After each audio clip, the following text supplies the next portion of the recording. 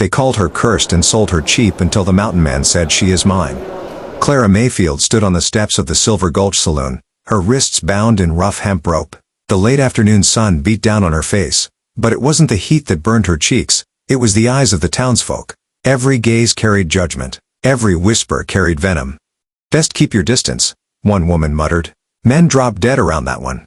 The auctioneer, a squat man with a booming voice, lifted his gavel. "All right, folks, the debt's been called. This girl's kin couldn't pay, so she's going cheap. We'll take her off the town's hands." A ripple of cruel laughter passed through the crowd. Clara's stomach twisted. She had stopped crying hours ago. Tears never softened hearts in Silver Gulch. Now she stood rigid, refusing to give them the satisfaction of watching her break. $5? The auctioneer barked. Silence. $4?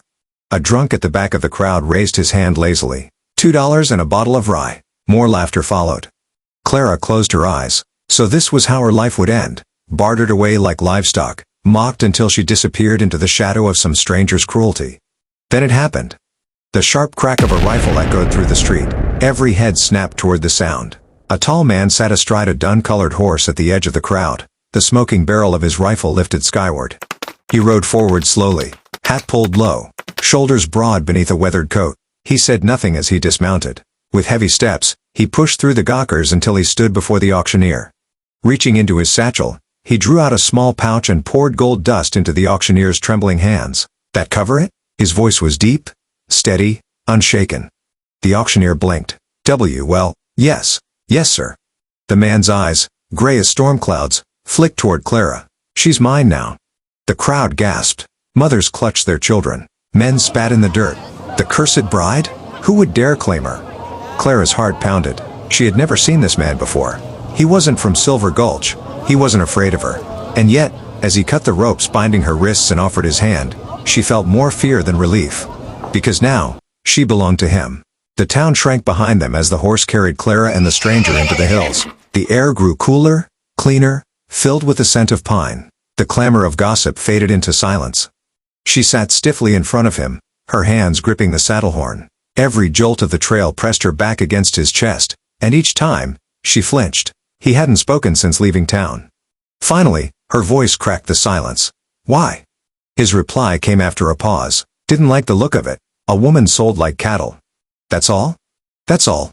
She turned slightly, daring to glance at him. His face was cut from the wilderness, hard lines, a week's beard, eyes that seemed to measure everything and reveal nothing. "Do you even know what they say about me?" she whispered. "I heard. And you still don't believe in curses." His words struck her like a blow. No man had ever dismissed the whispers so easily. Most avoided her like a plague victim. Yet this mountain man, this stranger with hands roughened by survival, rode beside her as though she were nothing unusual. They climbed higher into the mountains, where the trail narrowed to a rocky ledge. Clara's fear shifted from him to the drop below. The wind pulled at her dress, and she clutched the saddle tighter. "Relax," he murmured. "Horse knows the way." It wasn't kindness exactly, more like simple assurance, spoken without thought. Still, it steadied her. By the time the stars appeared, they reached a clearing. A cabin stood there, logs stacked with rough precision, smoke curling from the chimney. "This is where I live," he said, dismounting. He helped her down without ceremony, then led the horse to the small corral. Clara wrapped her arms around herself. The night was cold, colder than she'd ever known in town. She shivered, uncertain whether it was the mountain air or the realization. She was utterly alone with him now. "What's your name?" she asked softly. "Caleb Boone." She nodded, whispering her own in return. "Clara." His eyes lingered on her for a moment, unreadable. Then he pushed open the cabin door. "Best get inside. Long winter ahead." Clara hesitated on the threshold. She had been cursed, condemned, and sold. Now she was claimed by a man of the mountains, a man who didn't fear her. But as she stepped into the shadowy cabin, she wondered, had she truly escaped, or had she only traded one prison for another? The cabin smelled of pine smoke and leather. The fire in the stone hearth burned low, casting orange light across rough-hewn walls. Clara hesitated just inside the doorway, clutching her arms tight as if the shadows themselves might bite. Caleb set his rifle against the wall, then strode past her without a glance. He moved like a man who knew every inch of the space, every board and nail, as if he'd built it with his own hands. "Sit," he said simply, pointing toward a wooden chair by the fire. Clara obeyed, lowering herself onto the chair's edge. The ropes had left red marks on her wrists. She rubbed them absently, half expecting him to notice. He didn't. Instead, Caleb busied himself with the kettle, setting it near the flames. He pulled off his hat, ran a hand through dark hair streaked with early gray, and crouched to stir the fire. His movements were practical, unhurried. "You'll stay here," he said finally, still staring into the flames. Clara swallowed. As what? Your servant? Your wife?" The word sounded brittle, almost breaking in her throat. He looked up at her then, his eyes glinting in the firelight. "Neither. You needed taken out of that place. That's enough for now." It wasn't the answer she expected. Was it mercy? Pity? Or just indifference? Silence stretched between them, broken only by the crackle of wood. Clara shifted uneasily. "They'll say you're a fool," she whispered. "They already do," he replied without hesitation. Her lips parted, but no words came. He didn't care what people thought. Not the whispers, not the curse, not the doom the town had draped across her shoulders like chains.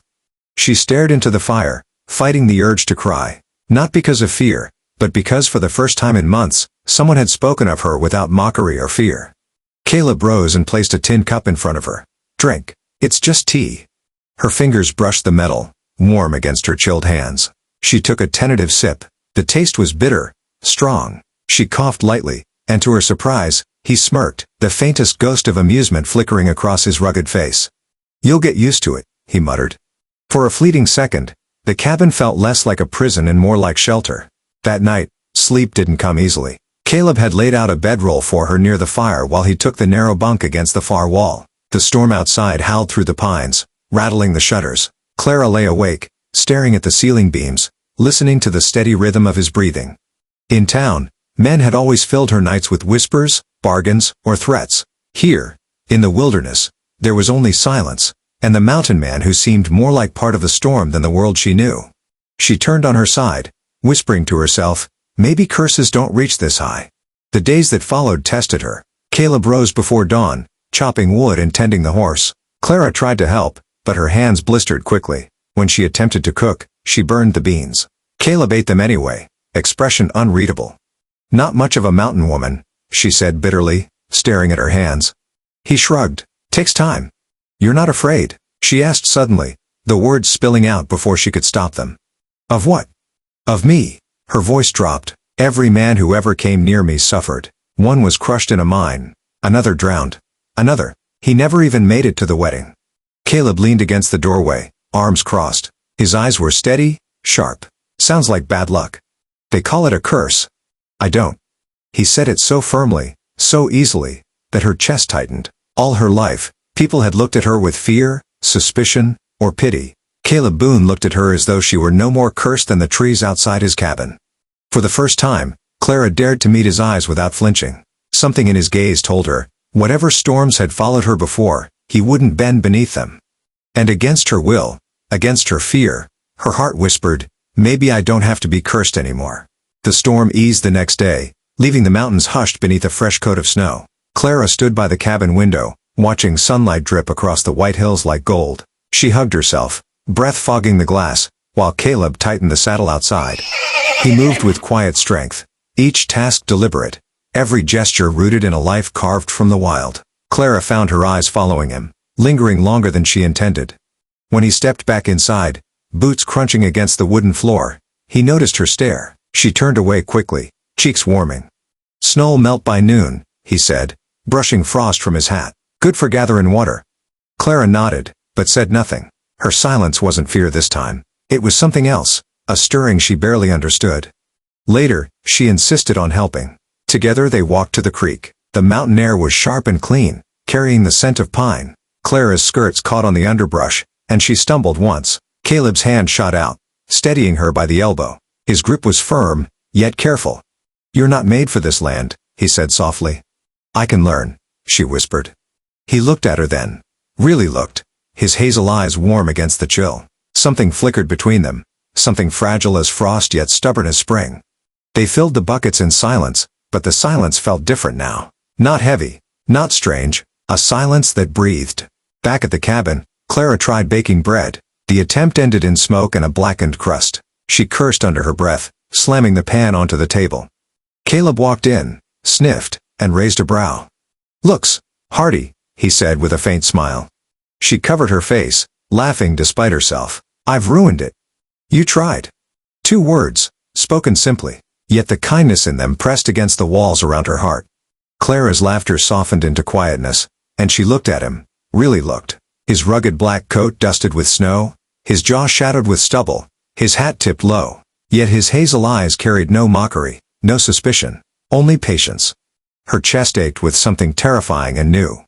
That night, as the fire dimmed low, Caleb sat sharpening his knife while Clara mended a tear in her dress. The steady scrape of metal and the soft tug of thread filled the cabin.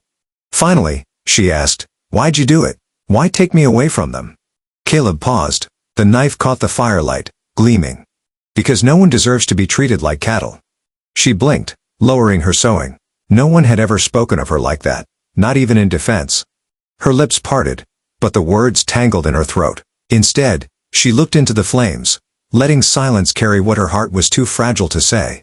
And in that silence, the curse whispered less loudly than before. The quiet days did not last. It began with a boot print in the snow. Caleb found it near the tree line, pressed deep and fresh. Not his, not Clara's. He crouched low, touched the edges. Recent, maybe only an hour old. When he returned to the cabin, Clara looked up from the hearth, her hands dusted in flour. His expression told her before his words did. Someone's been here. Her face paled. From town? Maybe. Fear rippled through her, not of the forest, but of the men who had spat curses at her name.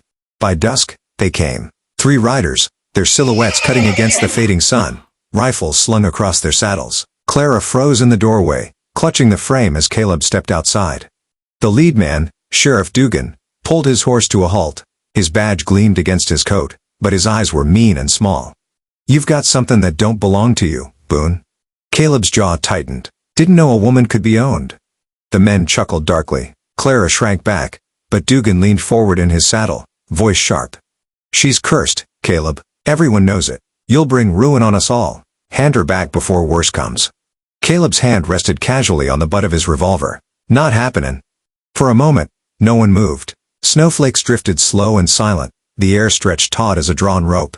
Clara's heart pounded so loudly she was sure they could hear it. The standoff broke when one rider dismounted, stomping toward the cabin. Caleb's pistol was out before the man took his second step. "I'd think careful about that," Caleb warned. The rider froze, hands half raised. Dugan's voice hardened. "You think you can fight all of Silver Gulch, Boone? You'll die protecting a curse." Caleb's hazel eyes flicked to Clara just once. What he saw in her face, the terror, the shame, the fragile hope, hardened his stance. "Then I'll die," he said evenly. The sheriff spat into the snow.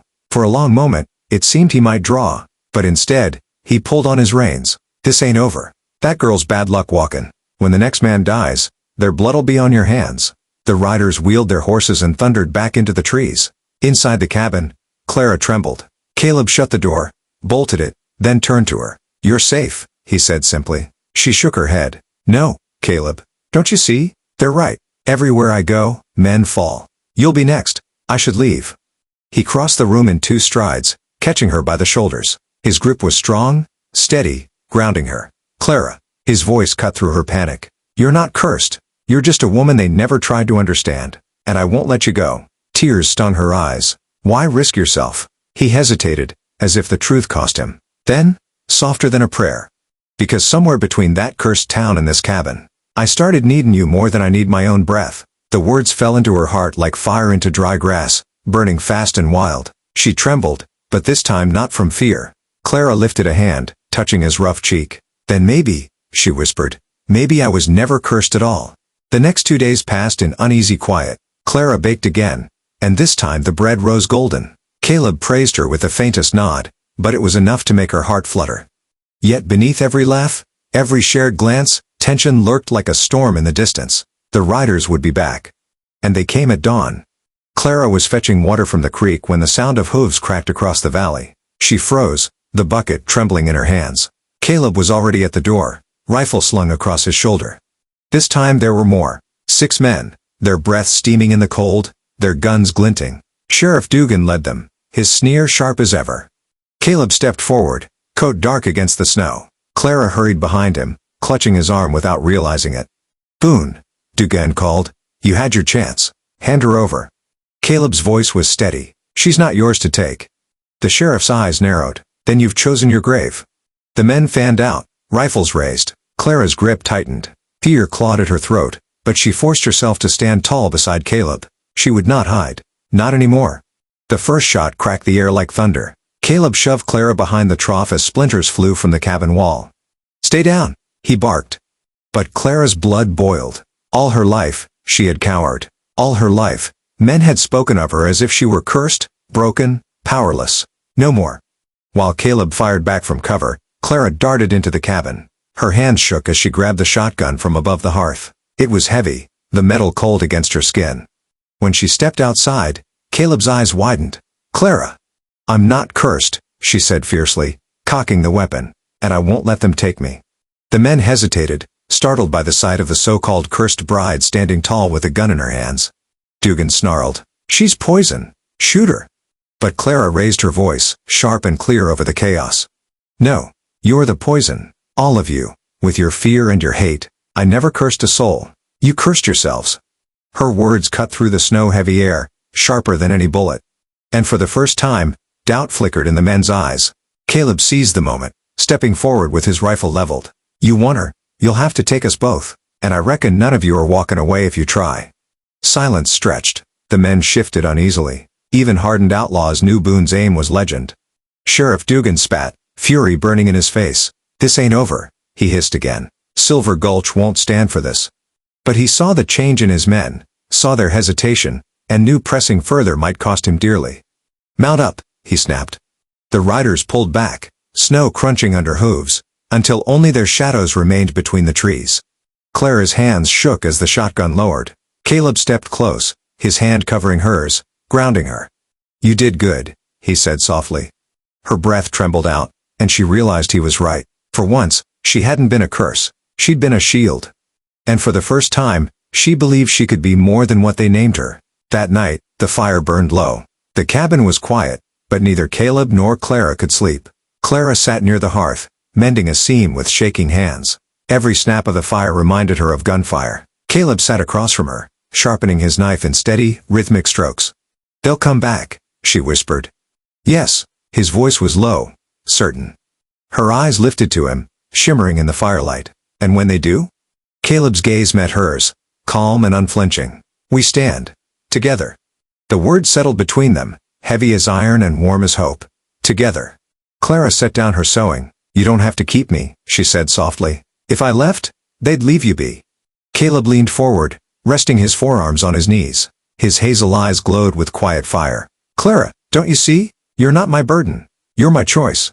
Her breath caught. In all her life, no man had ever spoken of her like that. Not as a price, not as a curse, but as something chosen, wanted.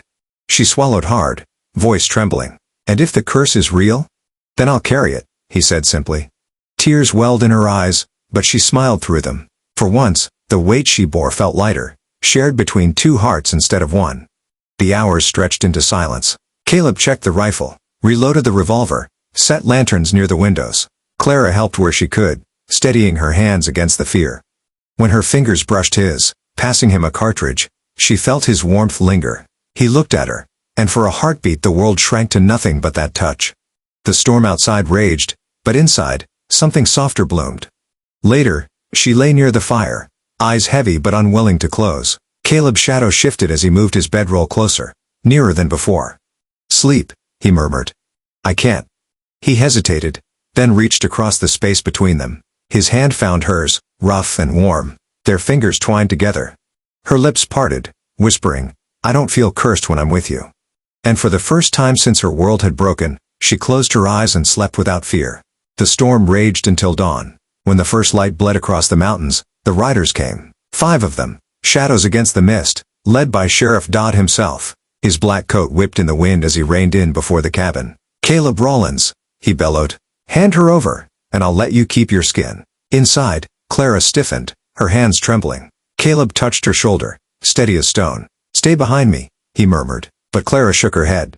"No, not this time." Before he could argue, she stepped forward, lifting the lantern high so her face could be seen through the cabin window.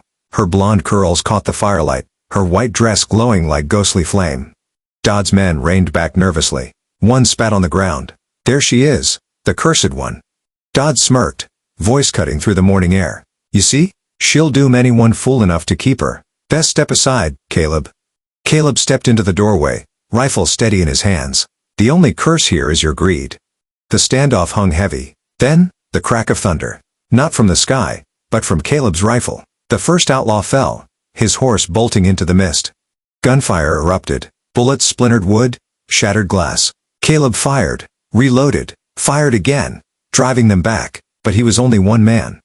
Clara dropped to the floor as shards rained around her. Fear clawed at her chest, yet deeper still burned something fiercer, defiance. She scrambled to the table, grabbed the old shotgun Caleb had set aside. Her hands shook, but her eyes blazed. When Dodd himself charged toward the doorway, revolver raised, Clara stepped into view. For the first time, she wasn't hiding behind anyone. The sheriff froze. For a heartbeat, it was as if he'd seen the very ghost he'd been feeding to the town's fears. This ends now, Clara cried, her voice ringing clear. She leveled the shotgun and fired. The blast threw Dodd backward into the mud. Silence fell, broken only by the hiss of rain on smoke.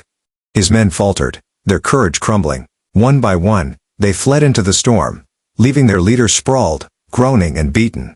Caleb lowered his rifle, chest heaving. Slowly, he turned to Clara. She still held the shotgun, her dress flecked with soot, curls wild, eyes blazing like steel. And for the first time, she didn't look like a cursed bride. She looked like a woman reborn. Caleb's voice was low, reverent. You broke it, Clara. Not me, you. Tears streaked her cheeks, mixing with the ash. I wanted to live. With you. And in that moment, under the gray dawn sky, they both knew the curse had never been real. The fear had been. The lies had been. But love had broken it.